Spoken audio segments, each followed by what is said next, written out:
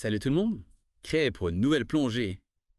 Aujourd'hui, on explore les secrets d'un esprit millionnaire. On s'attaque au livre audio de T. Harv Eker, Les secrets d'un esprit millionnaire. Ah oui, un grand classique.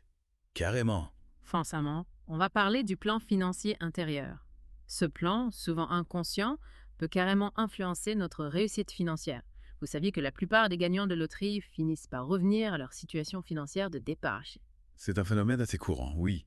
T. Harv Eker appelle ça le thermostat financier. Le thermostat financier. Exactement. Imaginez un thermostat qui régule la température d'une pièce. Eh bien, on a tous un thermostat interne qui régule notre niveau de richesse. Le problème, c'est que ce thermostat est souvent programmé dès l'enfance. Et il peut nous empêcher de prospérer financièrement, même si on a les compétences et les connaissances. C'est fou ça, c'est comme un plan de construction pour notre vie financière, en quelque sorte là. Exactement. T. Harv Eker utilise cette analogie du plan financier intérieur. Intéressant. Et ce plan, il se met en place comment? Principalement pendant l'enfance, parce qu'on entend ce qu'on observe et ce qu'on vit. Ah oui, je vois. On nous répète sans cesse des choses sur l'argent quand on est petit. Genre, l'argent ne pousse pas sur les arbres. Exactement. Il faut travailler dur pour gagner sa vie. Ah oui, ça me rappelle quelque chose.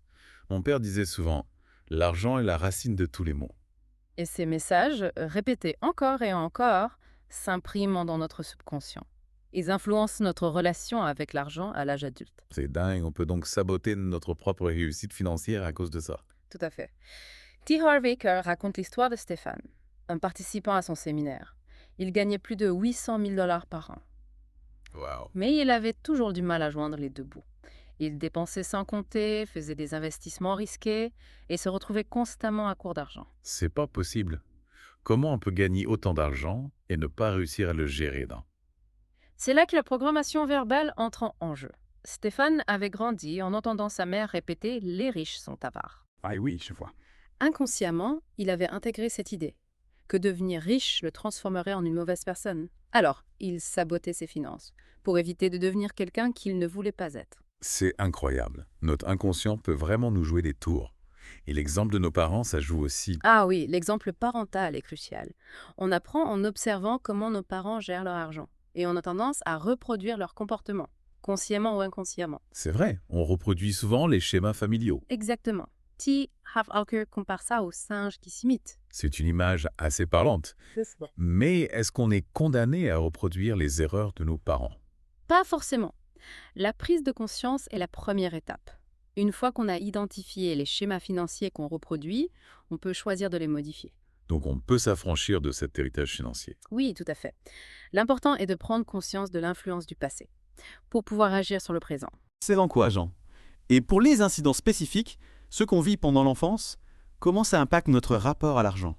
Imaginez un événement marquant lié à l'argent, un parent qui perd son emploi, une dispute familiale à propos des finances, ou même le simple fait de grandir dans un environnement où l'argent était une source de stress. Ah oui, je comprends. Ces expériences, même lointaines, peuvent laisser des traces profondes et façonner notre relation avec l'argent sans qu'on s'en rende compte. Ok, je comprends mieux maintenant comment ce plan financier intérieur se construit et comment il peut nous influencer.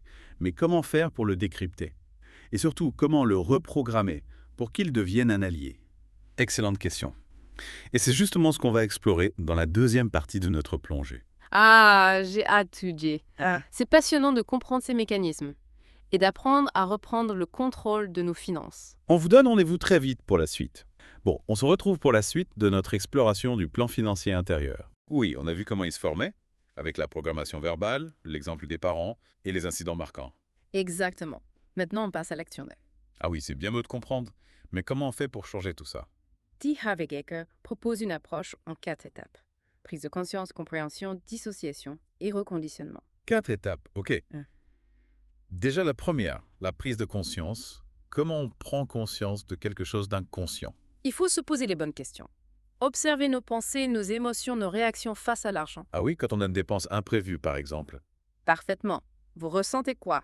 De l'anxiété, de la culpabilité. Ou au contraire, on est serein, ça dépend des gens. Exactement. Et c'est là qu'on voit l'influence du plan financier. Ok, admettons qu'on a pris conscience de nos réactions, on passe à l'étape 2, la compréhension. Oui, il s'agit de remonter à la source de ces réactions. D'où viennent ces peurs, ces croyances? Est-ce qu'on les a héritées?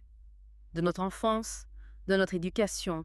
On devient un peu détective de notre propre psychisme financier. C'est bien ça, et on cherche les indices pour comprendre les mécanismes. Passionnant. Et ensuite, on arrive à les dissociations. C'est quoi, concrètement? C'est prendre du recul. Par rapport à ces croyances, ces émotions, comprendre qu'elles ne nous définissent pas. Ce sont des programmes, on peut choisir de les désactiver. Un peu comme un ordinateur, on désinstalle les vieux logiciels. Exactement. On fait de la place pour des programmes plus performants. J'aime bien cette image. On peut vraiment se libérer de tout ça. Et enfin, le reconditionnement. Dernière étape. C'est là qu'on reprogramme notre plan financier. Oui, on remplace les croyances limitantes par des croyances positives. Par exemple, au lieu de penser « je ne suis pas doué avec l'argent », on se dit « je suis capable d'apprendre ». On change carrément de perspective. C'est ça, on passe d'une vision négative à une vision positive. Mais concrètement, comment on fait? Bon, il y a des techniques. Il y en a plein. Affirmation positive, visualisation. L'important, c'est de trouver les outils qui nous conviennent. T. Harv Eker, il recommande quoi, lui? Il est fan des déclarations. Les déclarations vains. Des affirmations positives qu'on dit à voix haute. J'attire abondance, ce genre de choses. Ah oui, j'ai déjà entendu parler de ça. Le pouvoir des mots est incroyable, ça programme notre subconscient. Et vous avez déjà essayé? Oui, au début j'étais sceptique, comme vous. Mais j'ai testé et j'ai été surpris des résultats. J'ai commencé à prendre des décisions plus audacieuses, à attirer l'abondance dans ma vie. Incroyable, c'est vraiment efficace. Il faut être patient, persévérant, c'est un travail de longue haleine. On lâche rien.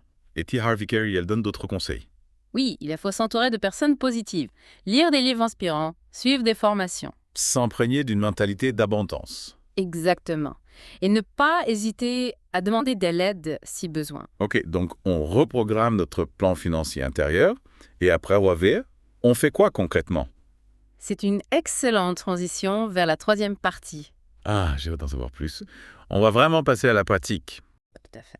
On va voir comment appliquer tout ça au quotidien. Alors, on a vu comment reprogrammer notre plan financier intérieur avec les 4 étapes de T. Harv Eker. Oui, la prise de conscience, la compréhension, la dissociation et le reconditionnement. Mais bon, changer nos pensées, c'est pas tout. Il faut passer à l'action, non? Ah, ça, c'est sûr. Comme le dit T. Harv Eker, les pensées mènent aux sentiments, les sentiments aux actions et les actions aux résultats. Donc, une fois qu'on a transformé nos croyances, on adapte nos comportements. Exactement. On adopte des habitudes financières saines en accord avec notre nouvelle vision de l'abondance. Ok. Et ça veut dire quoi? Concrètement, on entre à no, on parle budget, investissement, création d'entreprise. Tout ça à la fois à tout. On peut commencer par un budget clair, réaliste, en suivant nos dépenses. Ah oui, le fameux budget. Pas toujours très excitant. Mais si on le voit comme un outil, pour reprendre le contrôle de nos finances, ça change tout. C'est vrai, au fond, c'est juste un plan d'action. Exactement. Ensuite, on peut s'intéresser à l'investissement. Investir, c'est un peu intimidant quand on débute. Oui, mais il y a plein de ressources pour apprendre. L'idée, c'est de se constituer un portefeuille diversifié. Adapté à notre profil, à nos objectifs, etc. Tout à fait. Et puis, pour les plus entrepreneurs, il y a la création d'entreprise. Ah oui, ça c'est l'aventure. C'est une opportunité incroyable de créer sa propre réalité. Mais ça demande une certaine mentalité, Nona. Ah oui, carrément. Si on a des croyances limitantes, on risque de saboter nos efforts. Même avec la meilleure idée du monde. Exactement. C'est pour ça qu'il faut travailler sur nos croyances en parallèle de nos actions. Donc on a besoin des deux. Des actions concrètes et un état d'esprit positif. C'est ça. Et n'oublions pas que la réussite financière, c'est un marathon, pas un sprint. Il faut être patient, persévérant. Exactement. Hmm. Et célébrer chaque victoire, chaque étape franchie. Et puis, ne pas hésiter à demander de l'aide si besoin. Oui, il y a des coachs, des mentors qui peuvent nous accompagner. On n'est pas seul. Bon, eh bien, je crois qu'on a fait le tour de la question. On a exploré les secrets d'un esprit millionnaire de T. Harv Eker. Un grand merci pour toutes ces explications. Merci à vous pour l'invitation. J'espère que nos auditeurs ont maintenant toutes les clés en main pour reprogrammer leur plan financier intérieur. Et créer la vie dont ils rêvent. Exactement. On leur souhaite à tous une vie d'abondance et de prospérité. À bientôt pour une nouvelle plongée lac. Ciao.